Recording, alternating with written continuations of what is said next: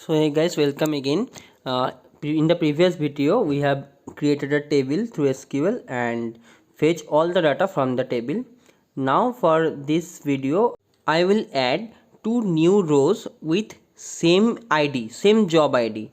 So why I am doing this thing, like adding two new rows with same job ID, you will see that later. Okay, so after adding I have already run the query, so you can see that in the table now there are two new columns now with same job ID but different details.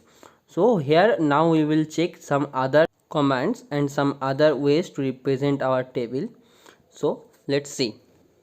In the previous video we used select star from Devjit to fetch all the data from our table, but now we want to fetch some specific columns from the table. So we will write the name of the columns like that. Select the column names empid, ename and doj, that is date of joining, and then after that we will use from keyword and then our table name, and then I will select that particular query and then run it. So here are only those details which we asked for from our table. Now imagine we want the data of date of joining as starting date when we are asking for the details. So we will use as keyword to form a alias, and now the date of joining column is headed as start date. So we get the details same like the previous query, but here the date of joining column's name is shown as start date. So what will happen if we want to show the annual salary of every employee? So then we will have to multiply the monthly salary with 12.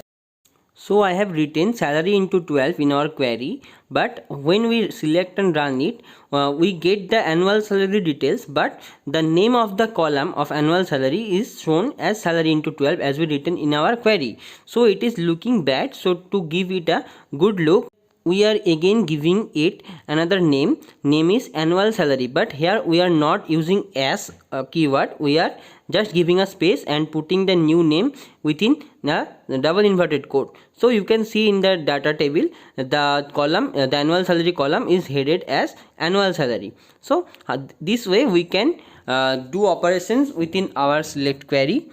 So now we will see some more operations within our select query. Remember at the beginning I said that I have added two new rows with similar job ID. So we use distinct keyword to find unique members of a column. So we have written select distinct job ID from Devjit. So now this will find the distinct job ID numbers from our table. So you can see we have run it and we have got the distinct job ID numbers. The repeated numbers we are not getting. Okay. So that's the work and function of distinct keyword. We can use it in other ways also.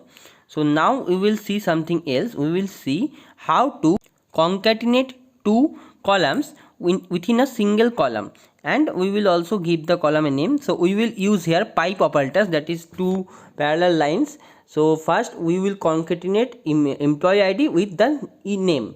So we will use empid, then the pipe operator, and then we will use a string of that is a single comma, and then again we will use the pipe operator and then ename, and we will write this whole concatenated string as employee ID name. So we will rename it, that is alias, as emp underscore id underscore name, and we will select and run the particular query, and you can see here with the whole table's data came as employee ID comma the name, and the name of the column is shown as empid underscore name.